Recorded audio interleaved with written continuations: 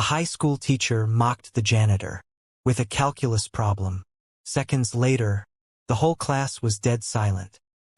Started on a Thursday, the kind of day where the clock ticks a little slower, and even the fluorescent lights feel tired. It was third period at Lincoln Heights High School, a mid-sized school, tucked somewhere between the quiet back roads of Toledo Aura. The halls smelled faintly of cafeteria pizza and old textbooks. In room 208, Mr. Nolan Peters stood at the whiteboard scratching out a calculus problem with a red marker that had seen better days. The class was dead. Silent, not out of interest, but because nobody had a clue what he was talking about. Mr. Peters, tall and in his mid-40s, had this dry, biting sarcasm that he thought made him clever. Some students liked him, others tolerated him, but everyone knew he had a habit of talking down to people without even realizing it. "All right," he muttered, tapping the equation twice with the back of the marker. "Who's going to take a stab at this?" Nobody moved. "Come on," he said, scanning the room. "Someone's got to have a brain in here." Still nothing. That's when the classroom door creaked open slightly. Standing there, mop in one hand and dustpan in the other, was Elijah Brooks, the school janitor. Mr. Peters glanced over his shoulder and chuckled. "Hey, maybe Elijah here can solve it for you." A few students laughed. It wasn't mean-spirited. Not exactly. It was the kind of laugh people give when they don't know what else to do, like when someone drops their tray in the cafeteria and the whole room erupts. You don't mean harm. You just react. But something about the way Mr. Peters said it, it hung in the air. Wasn't what he said. It was what he meant. Elijah, standing in the doorway, paused. He was wearing his usual navy blue jumpsuit, work boots dusty from the morning trash rounds. His graying beard was neatly trimmed. He had the calm presence of someone who'd seen too much to be rattled by petty things. He gave a soft smile and looked over at the board. "That one?" he asked, tilting his head slightly. Mr. Peters raised an eyebrow, amused. "Sure. You want to give it a shot?" A couple kids snorted quietly. Elijah set the mop and dustpan to the side, wiped his hands on a rag tucked in his belt, and walked into the room. You could feel the weird tension. Half the students were waiting for a punchline. The other half were just confused. He picked up the dry erase marker. Then he started writing, not slowly, not fumbling, not hesitating. His hands moved with confidence, first isolating the derivative, then simplifying, step after step, his voice calm but firm, like someone giving directions to a place he'd been to 1,000 times. "See, the trick here," he said, turning to the class, "is not to get distracted by how messy it looks. Chain rule applies here, and from there it's just patience." Mouths started to hang open. The laughter had stopped. Phones came up quietly, discreetly. One girl whispered, "Wait, is he actually doing this?" 5 minutes passed. The problem was solved perfectly. Mr. Peters just stood there. No sarcasm now, just a strange silence that felt heavier than any joke he'd ever told. Elijah handed the marker back. "Hope that helps," he said gently, and walked out without another word. But the hallway didn't go back to normal, and neither did that classroom.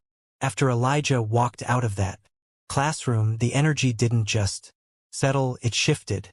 Students didn't go back to their notes. They stared at the whiteboard like it had just been touched by some kind of wizard. Mr. Peters eventually muttered something about resuming the lesson, but even he looked a little off, like he was trying to make sense of what just happened without admitting he was stunned. Because he was, they all were. By lunchtime, word had already traveled fast. You know how schools work. A single rumor can travel through a hallway faster than a fire drill.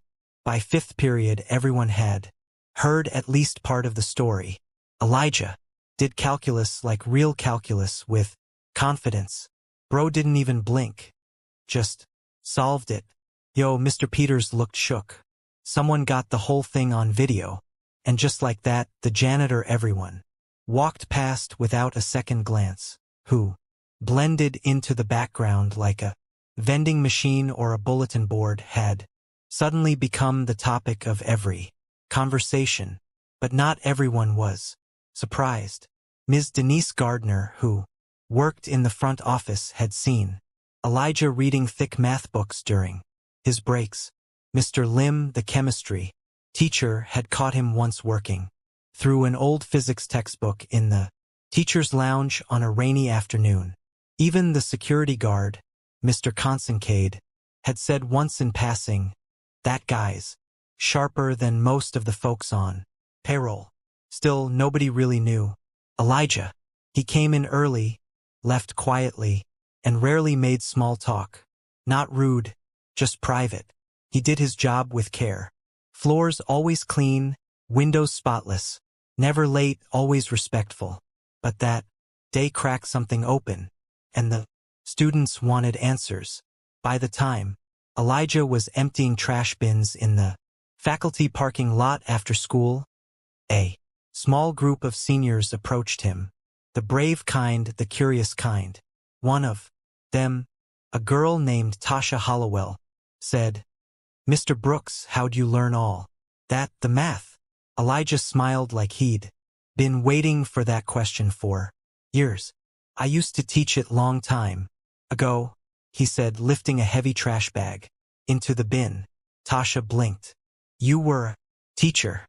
"No, not officially. I tutored while I was in grad school back when I was working on my PhD in applied mathematics." The group stared at him. "No way," one boy whispered. "You were in grad school?" Elijah nodded. "University of Michigan on a full ride." "So why are you here?" another asked. "Genuinely. Like here?" "Here?" He paused. You could see it in his eyes. The kind of silence that holds a whole story. "My mom got sick real bad and I was the only one she had. Left school, came home to take care of her. Figured I'd go back later." "Did you?" Tasha asked softly. Elijah shook his head. Life had other plans. Money dried up. Jobs were hard to come by. Then I got this gig. It was stable, had benefits, seemed like the right call at the time. It was the kind of story you didn't expect to hear in a parking lot beside dumpsters. The kind that sits in your chest. "But I still love the math," he added, wiping his hands on his jumpsuit. "Do a little each night. Keeps my brain from getting lazy." He didn't say it for pity. He said it like a man who'd made peace with his path, but something about it stung. Anyway, but while the students walked away thinking, the video from room 208 was still making its way into the hands of people who weren't going to let it stop there. The next day, second period, room 208 was packed. Same class, same desks, same smell of dry erase markers. But something was different. Students were sitting upright, phones already on. Their desks not hidden this time, but ready. Mr. Peters walked in a little slower than usual. You could see it in his shoulders. He knew he wasn't walking into just another Thursday lesson. He cleared his throat, tried to act like nothing had happened. "All right," he said, dropping his worn leather briefcase by his desk. "Let's pick up where we left off yesterday." A few heads turned toward the door. "Unless Mr. Brooks wants to teach today," someone muttered under their breath. Peters paused just for a second. He didn't reply. He just uncapped a marker and began writing another equation. But he couldn't pretend forever. Not when the school's official Instagram page had reposted the video that morning. Not when some local teacher forums were already sharing it with captions like, "This man deserves better." That afternoon, just before lunch, something unexpected happened. Principal Valerie Reddington knocked on Mr. Peters' classroom door. With her was Elijah Brooks, hands still dusty, work gloves tucked into his back pocket. Mr. Peters opened the door, confused. Mr. Peters, she said, polite but firm. I hope you don't mind, but I thought it might be a good idea to invite Mr. Brooks to sit in for a few minutes today. Some of the students requested. Requested was putting it lightly, more like begged. Comment sections were blowing up. The school couldn't ignore it anymore. Mr. Peters hesitated but stepped aside. Elijah walked in with a soft nod and sat quietly in a chair near the back, not trying to be the center of tension. For the first 15 minutes, Peters tried to push through the lesson, but the energy was different. His words fell flat. Eyes kept drifting toward Elijah. Then something wild happened. One of the students, a boy named Jordan Whitlow, raised his hand. Mr. Brooks, he said, could you show us how you would do this problem? Peters looked like he might object, but he didn't. Maybe he knew better by now. Elijah stood up slowly and walked to the board. He took the marker again, but this time he turned to the class first. Anyone want to walk me through what you already tried? He asked. No teacher tone, no judgment, just a real question. A girl near the front raised her hand and explained her steps. He nodded, listening intently like she was the only person in the room. When she finished, he said, you're actually really close. Watch this. He made one small adjustment, reworked a fraction, shifted a bracket. The solution clicked into place. Oh, the class murmured. Then he did something else. He drew a graph. Beside the equation, a simple visual explanation of what the numbers meant. It wasn't flashy, but it clicked. A few kids literally clapped, not to be funny, but because they understood something they'd never gotten before. And Mr. Peters, he just stood there, arms crossed, watching, quiet, still. When Elijah finished, he turned to the class. Math's not about speed, he said. About patience and knowing that mistakes are part of the work. That one sentence, it hit deeper than anything the whiteboard had seen all year. But Elijah didn't know the assistant superintendent had just walked in at the back of the room to watch it all for himself. By 3:15 p.m., the final bell rang and students poured into the hallways, buzzing, not with gossip or weekend plans, but with questions, whispers, and laughter that sounded different, less petty, more alive. Everyone had seen the video by now, not just the first one from the day before, but a brand new one from that morning. The one where Elijah broke down a calculus problem in real time and got half the class to actually understand. It was shaky, filmed on Jordan Witt's phone from behind a water bottle. But it didn't matter. The message was clear. The janitor was teaching and the teacher was watching. That evening, the video made its way to Twitter, then Facebook, then TikTok. The caption, our janitor just embarrassed our calculus teacher and taught us more in 10 minutes than we've learned all year. It wasn't mean-spirited, more like stunned respect. People were tagging news outlets, education blogs, math nerd pages. Everyone wanted to know who is Elijah Brooks. By midnight, the video had over 200,000 views. The comment section was on fire. This man's a genius. Why is he cleaning floors instead of running a classroom? Bro, probably forgot more math than I ever learned. Find this man a teaching license and cut him a check. Somebody, please tell me this is getting fixed. He belongs at the board, not behind a mop. Even a professor from Ohio State retweeted it, adding, this man clearly knows his stuff. Would love to talk. Elijah didn't have Twitter. He didn't know how TikTok worked, but his niece, Tamara, who lived 2 towns over, saw the video and called him. "You're famous," she said, laughing. "You break the internet today or what?" He chuckled. "I just helped some kids understand a problem." "Unc," she said, "you don't get it. This is big." By the next morning, things had changed. The district office had received over 50 emails overnight. Reporters started calling the school asking for comment. Teachers who barely spoke to Elijah before were suddenly offering him coffee. In the lounge, the assistant superintendent, Dr. Miriam Voss, called a meeting with the school's principal. She wanted to know everything. "Why is this man not in the classroom?" she asked. Principal Reddington tried to explain. "He applied once years ago, didn't have his credentials completed. We kept him on staff because he was reliable." Well, Dr. Voss said, looking out the window at a group of students still talking about the video. "We might want to revisit that." But what neither of them knew yet was the full truth behind Elijah's story and just how close he had come to being someone completely different. The following week, Elijah walked into work like he always did. Quiet, early, head down.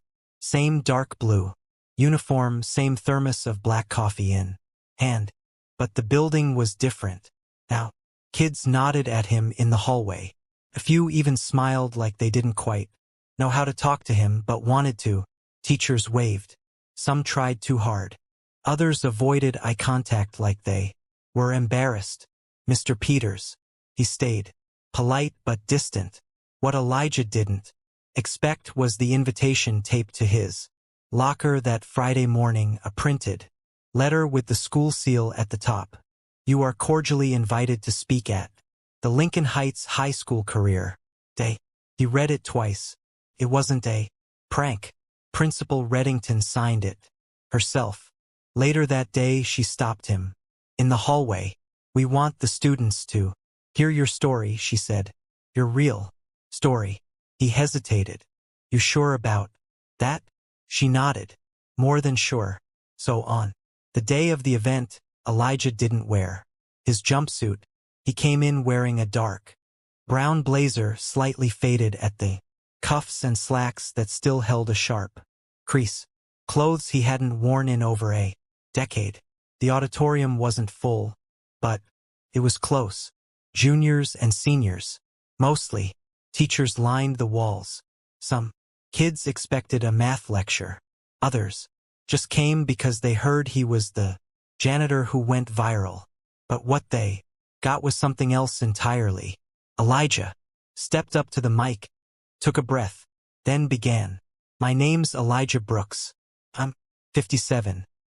I've worked here at Lincoln Heights for 11 years. Some of you know me as the guy who cleans your classrooms. But before that," he paused, letting the silence hold for a beat. "I was a student, just like you. Grew up in Lansing, raised by my mom. Never knew my dad. Was good at numbers. Really good. Went to the University of Michigan on a full scholarship, almost made it to my PhD." He told them about the nights he spent tutoring freshman athletes to pay rent, about the professors who told him he had something special, about the dreams he had of becoming a researcher, maybe even teaching at a university. Then he told them about the phone call that changed everything. "My mom had a stroke. I was in the middle of a final. I left right after, never went back." He didn't sugarcoat it. He talked about caregiving, watching savings disappear, the job market that didn't care about context, about the first time he applied to Lincoln Heights, not as a teacher, but as a custodian because he needed steady hours and insurance. "I figured I'd be here a few months," he said, "but time moves fast when you're not paying attention." The room was silent. Every word sat heavy but honest. "But I never stopped learning. That's the part nobody sees. The work never left me. I just stopped being seen as someone who could do it." A few students had tears in their eyes, even some teachers. He ended with, "This, if there's one thing I want you to remember, it's this. Just because someone cleans your classroom doesn't mean they couldn't teach it. Look twice, ask questions, and don't ever let life's detours make you forget who you are." But while the auditorium rose in a standing ovation, someone was already drafting an email that would bring everything full circle. Monday morning hit different. The applause from career day still echoed through the building, like it had left something behind, something bigger than pride or shock. Felt like a mirror had been placed in front of the whole school, and people didn't quite know how to look into it.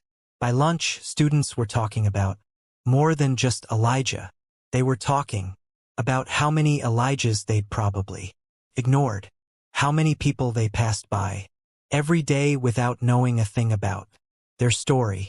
Custodians, cafeteria workers, even each other. Something had shifted. Mr. Peters was the first staff member to knock on the custodial break room door that afternoon. Elijah looked up from his sandwich, peanut butter, no jelly, crusts neatly trimmed, and gave a faint smile. "Mind if I sit?" Peters asked. Elijah nodded. "Have a seat." For a second, neither of them said much. Then Peters let out a breath. "Owe you an apology." Elijah raised an eyebrow. "For what?" "For making that joke," Peter said. "It wasn't funny. Not then. Not now. Truth is, I didn't expect you to know the answer, and that says more about me than it ever did about you." Elijah nodded slowly. "I've heard worse, but thank you." Peters leaned forward, elbows on knees. "You ever think about coming back to teaching? I mean, really, doing it?" "I never stopped wanting to," Elijah said. "I just stopped believing." The door was open. It was quiet again, but not for long. Later that week, Dr. Voss from the district office invited Elijah in for a meeting. This time he wasn't there to fix a sink or clean a bill. He was there to talk options. She smiled warmly. "Mr. Brooks, we'd like to help you complete your teaching credentials. We'll sponsor the process, support you through it. You already have the experience. We just want to make it official." Elijah sat back, stunned. "Why now?" Dr. Voss didn't blink. "Because it's the right thing to do, and honestly, it should have happened a long time ago." The process wasn't overnight.